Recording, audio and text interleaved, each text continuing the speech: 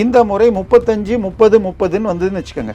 ஒரு சில தொகுதிகளில் 35ங்கிறது குறைய 3 பேருமே 31 32ன்னு வந்தால் கடைசியில் மாறலாம். உங்களுக்கு மும்முனை போட்டி ஸ்ட்ராங்காக இருக்குது. இப்போ சென்னையை எடுத்துக்கிட்டிங்கன்னு சொன்னீங்கன்னா 1000 லைட்ஸு, எக்மோர், இது மதுரவாயில், இந்த மாதிரி தொகுதிகளில் தெளிவாக மும்முனையே இருக்குது. ஸோ இதெல்லாம் 11 மணிக்கு சொல்ல முடியாது. ஆனால் 11 மணிக்கு ரஃப்லி ஒரு 50 தொகுதிக்கு தெரிய ஆரம்பிச்சிடுச்சுன்னு வச்சிங்கன்னா, அந்த 50 தொகுதியில் 40 தொகுதியில் 40 38 20 அப்படிங்கிற மாதிரி இப்போ 50 தொகுதியில் 45 தொகுதி 5 தொகுதி இழுபறின்னா இந்த ட்ரெண்ட் கண்டினியூஸ். இதுக்கு மேலே இருமுனை தான் அப்படிங்கிறது தெளிவாகும். இந்த பக்கமெல்லாம் பார்த்தால் ஓரளவுக்கு அதிமுக ஆதரவு இருக்குது, கொஞ்சம் அப்பர் கிளாஸில். கொஞ்சம் இன்பிட்வீனில் போய் பார்த்தா திமுகவுக்கு அதை விட ஆதரவு இருக்குது. ஆனால் பீச் சைடு போக போக அந்த சீனிவாஸ் குப்பம் அங்கெல்லாம் போக போக விஜய் ஆதரவு நிறைய இருக்குது. ஸோ இது இங்கே எவ்வளோ போலிங், அங்கே எவ்வளோ போலிங், இது எல்லாமே இருக்கிற விஷயம். பெண்கள் அதிகமாக ஓட்டு போட்டிருக்காங்க. ஸோ இப்படி பல விஷயங்கள் இன்று மாலை தெளிவாக கிடைக்கும். பட் எனக்கு வருகின்ற தகவல்கள் அடிப்படையில் பெரிய மாற்றம் இல்லை. நீங்கள் போட்ட ப்ரொஜெக்ஷன் படியாக நான் கொடுத்தது 120லேருந்து 135, அதில் பெரிய மாற்றம் இல்லை. விஜய்க்கு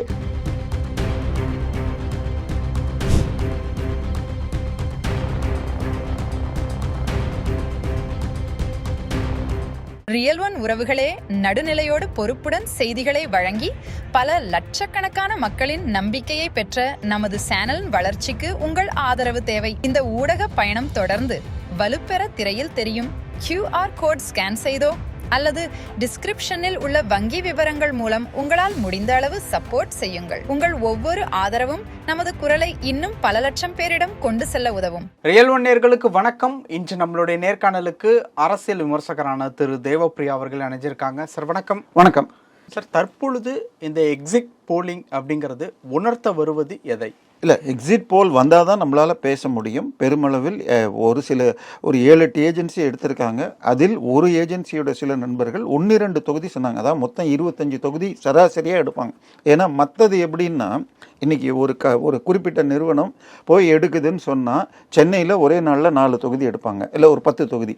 அதுக்கப்புறம் இன்னொரு ஒரு வாரம் போய் எடுப்பாங்க மொத்தமாக. ஆனால் இது ஒரே நாளில் எடுக்கணும். அப்போ வெவ்வேறு ஊர்களில் நீங்கள் எடுத்தால் தான் ஒரே நாள் சென்னையில் ஒரு 4 இடத்துல எடுக்க முடியும்.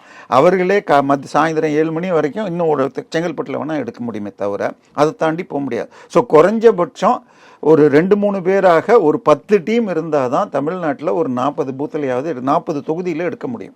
மீதியெல்லாம் ப்ரொஜெக்ஷன்ஸ் தான் வச்சு பண்ணுவாங்க. ஸோ இதில் எப்படி இப்போ நக்கீரனோ ஜூனியர் விகடனோ இது தினத்தந்தியோ இவங்கெல்லாம் 234 தொகுதிக்கும் போய் நாங்கள் ஒரு 400 பேரை செலக்ட் பண்ணி எடுத்தோங்கிற மாதிரி இந்த முறை நடக்காது. இப்போ வெளியில் வர்றதெல்லாம் ஒரே ஏஜ் குரூப்பாவோ இல்லை ஒரே கட்சிக்காரங்க வந்தாங்கன்னா அதுவும் எடுபடாது. அது உதாரணமாக நான் இருக்கிற திருவான்மியூரில் திமுக பூத் ஏஜென்ட் என்கிட்ட சொன்னது, நம்ம தொகுதியில் 85% எல்லாமே பாஜக ஆதரவாளர்கள் தான், எல்லாமே தமிழிசைக்கு போன முறை போட்டார்கள் நாங்கள் இதில்.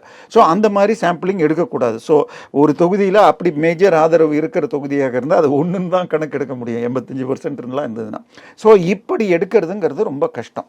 ஸோ இன்னொன்று, அவங்களும் என்ன பண்ணுவாங்க, யார் எடுத்தாலுமே உங்களுக்கு சாதாரணமாக நாளைக்கு காலையில் 8 மணிக்கு என்ன ஆரம்பிக்கிறாங்கன்னு வச்சுக்கோங்க, 9 மணி வரைக்கும் வெறும் இதை தான் பிரிப்பாங்க. அந்த அரசு ஊழியர்கள் தபால் ஓட்டை பிரித்து எண்ணுவாங்க. அதுக்கு 1 மணி நேரம் ஆகிடும். அதுக்கப்புறமாக ஒரு 5 நிமிஷத்துக்கு ஒரு தொகுதி வந்துடும். ஒரு இதை பிரிப்பாங்க. என்ன பண்ணுவாங்க, ஒரு இவிஎம்மை பிரிப்பாங்க. அதில் ஒரு பட்டனை ப்ரெஸ் பண்ணால் 894 ஓட்டு விழுந்திருக்கு. மொத்தம் இந்த தொகுதியில் இந்த பூத் நம்பர் 84 தொகுதி. இந்த தொகுதியில் 1340 ஓட்டில் 900 ஓட்டு விழுந்திருக்கு. உடனே அந்த நம்பரை குறிச்சிட்டு வந்த கட்சிக்காரர்கள் 900 ஓகேன்னு சொல்லி ப்ரெஸ் பண்ண ஒன்று தான் அதை இன்னொரு பட்டன் நமக்குன்னா எவ்வளோ ஓட்டு யாருக்குன்னு வரும். இப்படி ஒன்றா செய்வாங்க. ஸோ இது ஒரு 10 நிமிஷத்துக்கு ஒரு ஏரியா முடிச்சுட்டு வந்துடும். ஸோ 11 மணிக்கு கிடைக்கிற ட்ரெண்டு பெருமளவில் இருமுனை போட்டியில் காட்டிடும். 11 மணிக்கு லீடு, மற்றதெல்லாம் ஃபில்டர் ஆயிரும். 4 முனை போட்டி 3 முனை போட்டி அப்படிங்கிற தெளிவாக நான் சொன்னது தெளிவாக 2 முனையாக இருந்தால் தெளிவாக 2 முனையாக இருந்தால். ஆனால் 3 முனை பெருசாக பிரியுதுன்னு வச்சு, இப்போ கடந்த 24 தேர்தலில் எடுத்துக்கிட்டால் 45% திமுக, இவங்க 2 பேரும் 23, 21ங்கிறப்ப போட்டியிலேயே இல்லை. ஆனால் இந்த முறை 35, 30, 30ன்னு வந்ததுன்னு வச்சுக்கோங்க. ஒரு சில தொகுதிகளில் 35ங்கிறது குறைய 3 பேருமே 31, 32ன்னு வந்தால் கடைசியில் மாறலாம். கடைசி 3 மணி வரைக்கும் இப்போ போன 2024 தேர்தலிலேயே கிட்டத்தட்ட விருதுநகரில் இவர் தான் லீடில் பெருமளவில் இவர் தான் இருந்தார், விஜய் பிரபாகரன் தான் இருந்தாங்க. அதே மாதிரி சௌமியா அன்புமணி இது தர்மபுரியில் பல நேரங்கள் லீடில் இருந்தாங்க. அப்புறம் தான் கடைசியில் தான் மாறிச்சு, ஏதோ ஒரு பர்டிகுலர் ஊர் அந்த மாதிரி வந்ததுன்னா. இந்த முறை அது மாதிரி ஆகிறதுக்கும் வாய்ப்பு இருக்குது. கிட்டத்தட்ட ஒரு 50 தொகுதிகளில் உங்களுக்கு மும்முனை போட்டி ஸ்ட்ராங்காக இருக்குது. இப்போ சென்னையை எடுத்துக்கிட்டிங்கன்னு சொன்னீங்கன்னா 1000 லைட்ஸு, எக்மோர், இது மதுரவாயில், இந்த மாதிரி தொகுதிகளில் தெளிவாக மும்முனையே இருக்குது. ஸோ அது மாதிரி இருக்க இது திருச்செங்கோடில் பார்த்தீங்கன்னா அருண்ராஜ் கொடுக்குற போட்டியும் நல்லா இருக்குது. ஏன்னா போன முறையே அது 1900 ஓட்டில் தான் கொங்கு ஈஸ்வரன் ஜெயிச்சா. ஸோ இதெல்லாம் 11 மணிக்கு சொல்ல முடியாது. ஆனால் 11 மணிக்கு ரஃப்லி ஒரு 50 தொகுதிக்கு தெரிய ஆரம்பிச்சிடுச்சுன்னு வச்சிங்கன்னா, அந்த 50 தொகுதியில் 40 தொகுதியில் 40, 38, 20 அப்படிங்கிற மாதிரி இப்போ 50 தொகுதியில் 45 தொகுதி, 5 தொகுதி இழுபறின்னா இந்த ட்ரெண்டு கண்டினியூஸ். இதுக்கு மேலே இருமுனை தான் அப்படிங்கிறது தெளிவாகும். இப்போ எக்ஸிட் போல் எப்படி இருக்கும்? எக்ஸிட் போலும் நாங்கள் என்ன பண்ணுவோம்னா 2000 கணக்கு வச்சுப்போம். நம்ம இந்த தலைமுறைக்காக 2001 தேர்தலில் இருந்து எப்படி தொகுதிகள் மாறி வந்திருக்கு அதை வச்சுக்கிட்டு இந்த முறை எப்படி ஆகுது. ஏன்னா எல்லாமே ப்ரொஜெக்ஷன்ஸ் தான். இப்போ 2001 தேர்தலில் உங்களுக்கு அதிமுக ஜெயிச்சுது. அதாவது நீங்கள் திமுக எடுத்துக்கிட்டீங்கன்னு வச்சுக்கோங்க, 91 தேர்தலில் விட்டுருங்க. ஏன்னா 91ல் 2 சீட்டு தான் ஜெயிச்சாங்க. 96ல் அதிமுக 4 சீட் ஜெயிச்சுது. இதை தவிர 2016ல் 89 சீட் ஜெயிச்சாங்க. அதுக்கு முன்னாடிலாம் 30 சீட்டை தாண்டி எதிர்கட்சியாக வந்தது கிடையாது. ஸோ அந்த கணக்கை இது 2011ல் 23. ஸோ திமுக ஆன் இட்ஸ் கிட்டத்தட்ட ஒரு 20 தொகுதிகளில் பெரும்பாலான முறை தோற்றதில்லை.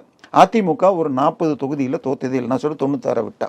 ஸோ இது சாலிடாக இருக்கும். இந்த தொகுதிகளில் மாற்றம் தெரிந்தால் இந்த முறை பெரிய மாற்றம் வரலாம். 2011 எடுத்துக்கிட்டிங்கன்னா நினச்சிப்பா, அண்ணா நகர் இது மாதிரி இது கோட்டை, இந்த சென்னை கோட்டைங்கிறத 2 சீட்டு தான் ஜெயிச்சாங்க. ஸோ அந்த ராயபுரம்லாம் விட்டுருங்க, எப்பயுமே இந்த பக்கம் அந்த பக்கம் போகலாம்.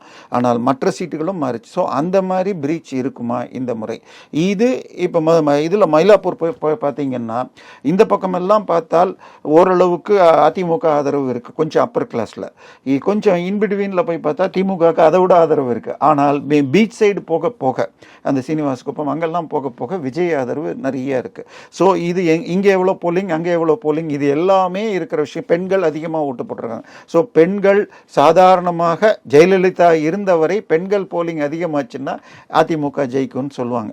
ஆனால் இப்போ இந்த முறை திமுக எதிர்பார்த்தது நாங்கள் 5000 ரூபா கொடுத்தோம், லிப்ஸ்டிக் பஸ் கொடுத்துருக்கோம், 1000 ரூபா மாதம் கொடுத்தோங்கிறது.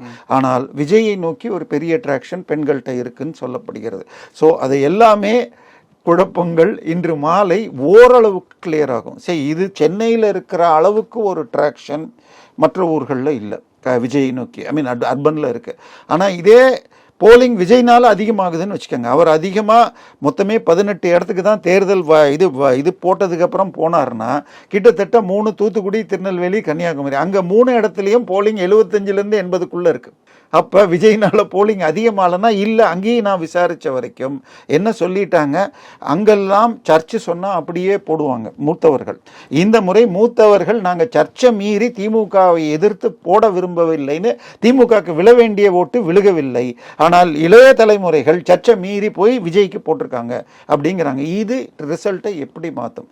இப்படி ட்ரெண்டு போச்சுன்னா, உதாரணமாக கன்னியாகுமரி மாவட்டம் எடுத்துக்கிட்டிங்கன்னா 2011லேயே 6ல் 3 காங்கிரஸ் ஜெயிச்சது, 1 திமுக ஜெயிச்சது, அப்படிங்கிற 6க்கு 4 ஜெயிச்சது. இந்த முறை அதுக்கு உல்டாவாக விஜய் 4 தொகுதியில், கிறிஸ்துவர்கள் மெஜாரிட்டி தொகுதியில் 30% ஓட்டு வாங்கினார்னா, பாஜக சிம்பிளே 5 இடத்துல நிற்கிது, அங்கே பாஜக ஸ்ட்ராங் தான். ஸோ 3லேருந்து 4 பாஜகவும் அதிமுக தலவாய் சுந்தரமும் ஜெயிக்கலாம். ஸோ பக்கத்தில் தூத்துக்குடிக்கு வந்தீங்கன்னா நாங்குநேரியில் பிஜேபி ஜெயிக்க வாய்ப்பு இருக்குது. திருச்செந்தூரில் இழுபறி இருக்குது. பட் என்னை பொறுத்த வரைக்கும் நான் இப்போதைக்கு அனிதா ராதாகிருஷ்ணனுக்கு தான் கொடுக்குறேன். அப்பாவும் தோற்கிறார். இருக்கிறார்னு வருது. ஸோ இப்படி பல விஷயங்கள் இன்று மாலை தெளிவாக கிடைக்கும். பட் எனக்கு வருகின்ற தகவல்கள் அடிப்படையில் பெரிய மாற்றம் இல்லை. நீங்கள் போட்ட ப்ரொஜெக்ஷன் படியாக நான் கொடுத்தது 120லேருந்து 135, அதில் பெரிய மாற்றம் இல்லை. விஜய்க்கு நீங்கள் 1லேருந்து 4 சொல்லியிருக்கீங்க, அது வேணால் 4லேருந்து 6 வரைக்கும் போகிறதுக்கு வாய்ப்பு இருக்குன்னு ஒரு ஏஜென்சி சொல்கிறாங்களே தவிர இது எல்லாமே சாயந்தரம் தான் புரியும். பல விஷயங்கள் பேசியிருக்கோம். நன்றி சார். உங்கள் பிசினஸ் இன்னும் அதிக மக்களை சென்றடைய வேண்டுமா? இன்றைய டிஜிட்டல் உலகில் சரியான ப்ரமோஷன் தான் வெற்றியின் முதல் படி. தமிழகம் முழுவதும் பல லட்சக்கணக்கான பார்வையாளர்களை தினமும் சென்றடையும் ரியல் ஒன் யூடியூப் சேனல்களில் உங்கள் பிசினஸ் இனி எல்லோரும் அறியட்டும். குறைந்த செலவில் அதிக ரீச். உங்கள் பிராண்டுக்கு நம்பிக்கையும் வளர்ச்சியும் சேர்க்க இன்றே எங்களை தொடர்பு கொள்ளுங்கள். 9280087164.